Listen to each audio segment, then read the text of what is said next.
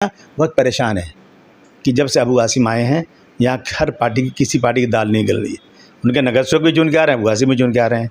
तो अबू आसिम के लिए क्या करो, तो एक जुमला है ना, रोको मत आने दो। क्या रोको मत आने दो, और रोको के बाद आप फुल स्टॉप लगा दे, वो लगा दी कॉमा, रोको मत आने दो, फिर आप रोको मत आने दो, यानी आने भी दो मत आने भी दो, एक ही जुमले में कॉमा से इधर उधर होता है। मेरी वीडियो को उसको जो है उसमें कट पेस्ट करके दिखाना कि अबू आसिम क्या मैं क्या पैसे लेता हूँ क्या? मैं गोंडी में इबादत की तरह काम करने आया हूँ।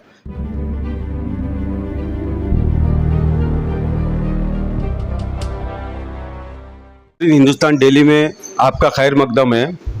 हाशिम भाई का एक क्लिप सोशल मीडिया पे वायरल हो रही है मानखुर में इनलीगल कंस्ट्रक्शन को लेकर, तो इसके बारे में हाशिम भाई से बात करते हैं। सर बताएंगे आखिर क्या मामला है पूरा? देखिए ऐसा है कि हम पिछले कई सालों से कारपोरेशन से, कलेक्टर से जगह मांग रहे हैं कि हमें जगह चाहिए कॉलेज की, स्कूल के लिए। कोई जगह नहीं है यहाँ पर। एक वो है कुर्ला स्क्रैप, कलेक्टर का लेटर है कि 15 एकड़ ज़मीन एक्सेस लीज के अलावा उन्होंने ऑक्यूपाई करके रखा है। तो जगह मांगू कि नहीं मांगू मैं? उसके बाद यहाँ पे टी जंक्शन पे 7 गाले बने हैं इलीगल, जहाँ मैंने मांगा था कि मुझे यहाँ पे एक अच्छा टॉयलेट बनाना है। यहाँ से लोग न्यू बॉम्बे, पूना, बेंगलोर जाते हैं, 5 स्टार टॉयलेट का परमिशन दिया जाए। तो कलेक्टर ने कहा यहाँ पे ये नो डेवलपमेंट जोन है, यहाँ पे नहीं मिल सकता।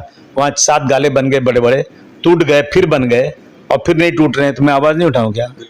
उसके बाद शंकरा कॉलोनी के पास हमको जगह पड़ी, हमें जगह चाहिए, कलेक्टर के पास जगह नहीं है, वहाँ बड़े बड़े शेड बने हैं, उसको तोड़ नहीं रहे हैं। तो मैं उन जगहों को मांग रहा हूँ।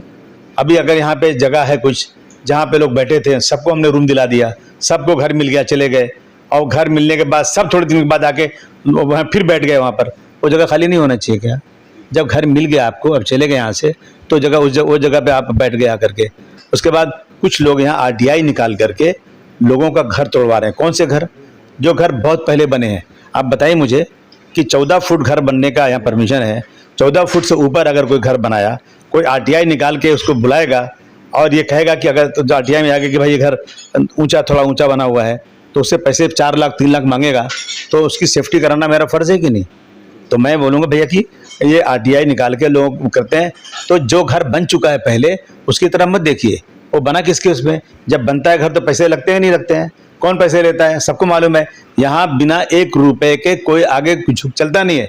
सबको बुरा लगेगा मेरी बात। पुलिस डिपार्टमेंट हो, खबरी हो, नगर सेवक हो, नगर सेवक कुछ शरीफ है, कुछ अच्छे शरीफ नहीं है, एमएलए कोई अच्छे कुछ नहीं है, और उसके कारपोरेशन के लोग हों।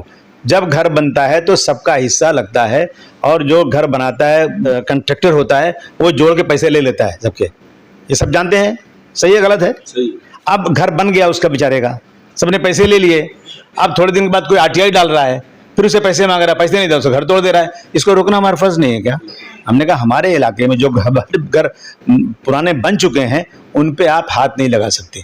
हाथ लगाना है ना, आप कहते हैं हम ये कहते हैं कि हम ये फाइल चली गई है ऊपर तक, कमिश्नर साहब बोल रहे हैं तोड़ो इसको, ह्यूमन राइट क्या चले गए, बोले तोड़ो इसको। भाई आप तोड़ो इसको, तो जिन्होंने बनवाया पैसे लिया उनको क्या करो? उनको छोड़ दो, उनको बुलाओ पहले आप। हम ये कह रहे हैं, हम कह रहे हैं जो इलीगल कंस्ट्रक्शन, जो जगहें लोगों ने कब्जा करके रखा है, मैं वो इलीगल नहीं कह रहा हूँ कि जो पुराने बन गए 5 माले, 1 माला 2 माला, उसको आप तोड़ दीजिए। उसको बचाना मेरा कर्तव्य है। मैंने आज भी कहा है कि यहाँ कम तनख्वाह, कम आमदनी के लोग रहते हैं, बहुत छोटे छोटे घर हैं, और अभी मुझे किसी डॉक्टर ने बताया कि मैक्सिमम टीबी हमारे मानखुर शिवाजी नगर में लोगों के पास क्यों है। मैंने कहा वजह क्या हो सकती है? कहा छोटे घर है, वेंटिलेशन नहीं है, लोग एक साथ सोते हैं, एक सांस का आदान प्रदान होता है, तो लोगों को टीबी हो जा रही है। अब ऐसी जगह पे अगर आप ये देखेंगे कि भाई इसका घर ऊंचा होगा नीचा, अरे भाई 50-50 माले की नागपाड़ा की गलियों में जहाँ चलने की जगह नहीं है, मदनपुरा की गलियों में जहाँ चलने की जगह नहीं है, 50-50 माले की गवर्नमेंट की परमिशन से बिल्डिंग बन रही है। अगर किसी ने थोड़ा माला बढ़ा के बना लिया तो क्या तकलीफ है आपको? भाई गरीब रहता है उसमें, आपकी सरकार की जिम्मेदारी है लोगों को मकान देना। अब हमारे यहाँ कुछ लोग ऐसे बेचारे ना बहुत परेशान हैं कि जब से अबू आसिम आए हैं यहाँ हर पार्टी की किसी पार्टी की दाल नहीं गल रही है। उनके नगर सेवक भी चुन के आ रहे हैं, अबू आसिम भी चुन के आ रहे हैं। तो अबू आसिम के लिए क्या करो, तो एक जुमला है ना, रोको मत आने दो। क्या रोको मत आने दो, और रोको के बाद आप फुल स्टॉप लगा दे, वो लगा दी कॉमा, रोको मत आने दो, फिर आप रोको मत आने दो, यानी आने भी दो मत आने भी दो, एक ही जुमले में कॉमा से इधर उधर होता है। मेरी वीडियो को उसको जो है उसमें कट पेस्ट करके दिखाना कि अबू आसिम क्या मैं क्या पैसे लेता हूँ क्या? मैं गोंडी में इबादत की तरह काम करने आया हूँ, मैं गोंडी की आवाम के लिए काम करता हूँ। कुछ बेचारे टपोरी लोग हैं, परेशान हैं, हैरान हैं, जो जिनका काम ये है कि सुबह शाम घूमते रहना, ऐसे लोग वीडियो निकाल के बातें कर रहे हैं। मगर गोंडी के जितने घर बने हुए हैं उस घर को कोई हाथ नहीं लगाना चाहिए। हाँ, क्योंकि अभी इलेक्शन में जो लोग हार गए ना, उसके बाद पहला सेशन आया ये, तो वो लोग पीछे लगे हुए हैं कि गोंडी से हमको वोट नहीं मिला। जो गोंडी में वोटिंग हुई है ना, ये वोट जिहाद है। मैंने हाउस में कहा ये वोट जिहाद नहीं है, ये अम्बेडकरवादी लोग हैं जो अम्बेडकर को मानते हैं, गांधी जी को मानते हैं, उन्होंने उस बेस पर वोट दिया है।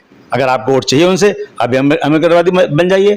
आप जो है मुस्लिम हिंदू के बीच में कोई तफरका मत पैदा कीजिए, उनको रिजर्वेशन दीजिए, आप मुसलमानों को गाली मत दीजिए, आपको भी वोट मिलेगा।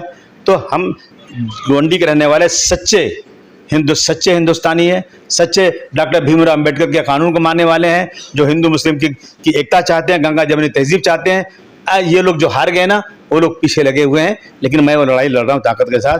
कुछ बेचारे परेशान लोग हैं जो उनके साथ जाकर उनको खबर देते हैं ऐसा करो ताकि अबू आसिम हार जाएं। मैं हारूंगा तो कौन आएगा?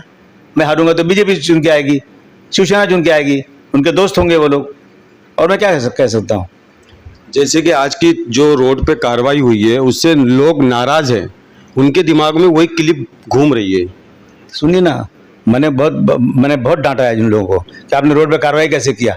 अब मैंने इनकी कमजोरी जाहिर किया तो मैं 4 साल से चिल्ला रहा हूं, ये तोड़ नहीं रहे हैं, तो इन्होंने ये कार्रवाई करना शुरू किया। अगर तो अब मैंने पूछा क्यों किया आपने? कहा ये तो पूरे मुंबई में चल रही है, ये तो कुर्ला में भी हुई है, ये तो चिताके में भी हुई है, ये तो पूरे मुंबई में चल रही है।